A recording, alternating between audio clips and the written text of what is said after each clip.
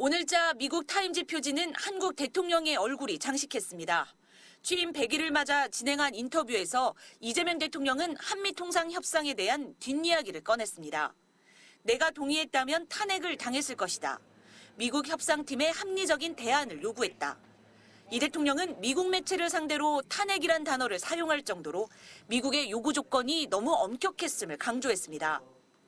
3,500억 달러 투자 펀드를 놓고 모두 다 현금으로 낼지, 투자 손실은 어디가 떠안을지 쟁점이 됐는데 이 과정이 한국에 녹록지 않았던 걸로 보입니다.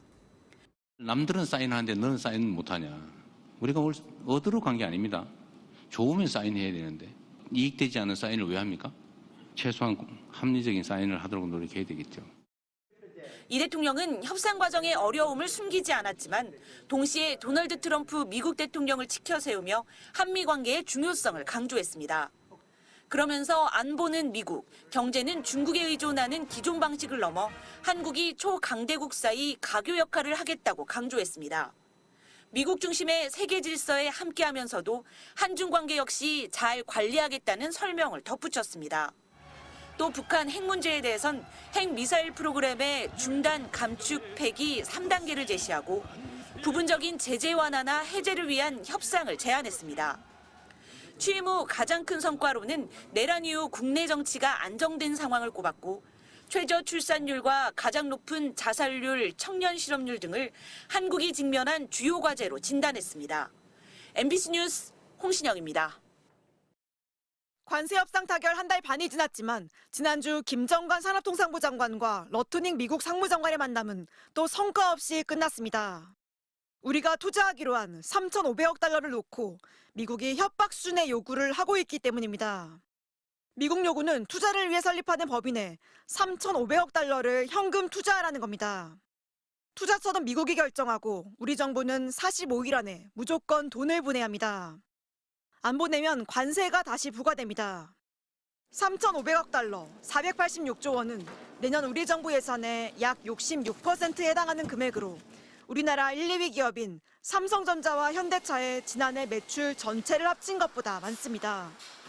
통상 관계자는 미국의 이런 요구는 국내 제도 등을 볼 때 수용하기 어렵다고 말했습니다. 막대한 달러를 조달하기 어려울 뿐만 아니라 지분을 갖는 직접 투자 방식은 실패할 경우 돈을 모두 날리게 되기 때문입니다. 우리 정부는 이 때문에 대출이나 보증 방식으로 투자하겠다고 맞서고 있습니다. 미국은 한국의 투자금 회수 전까진 수익을 반반씩 나누고 회수가 끝나면 90%를 가져가겠다는 요구도 한 걸로 알려졌습니다.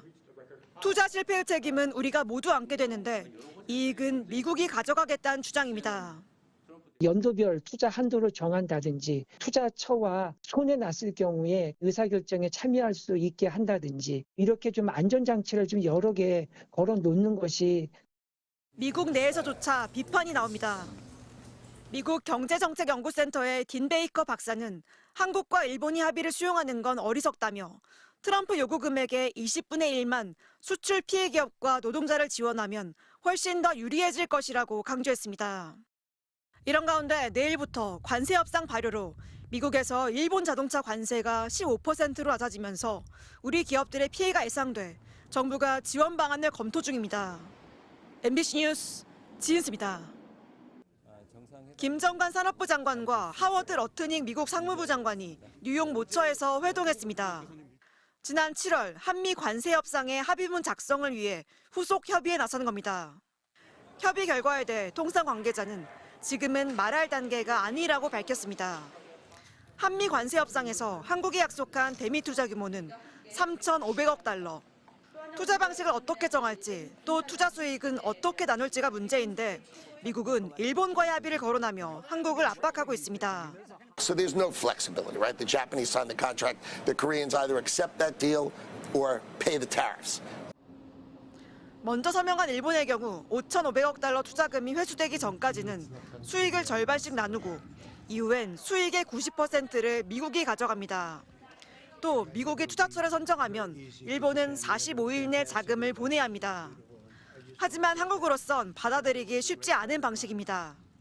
무엇보다 한국의 외환 보유액이 일본과 큰 차이가 있고 대규모 외화 유출이 현실화되면 외환 위기 위험도 있습니다.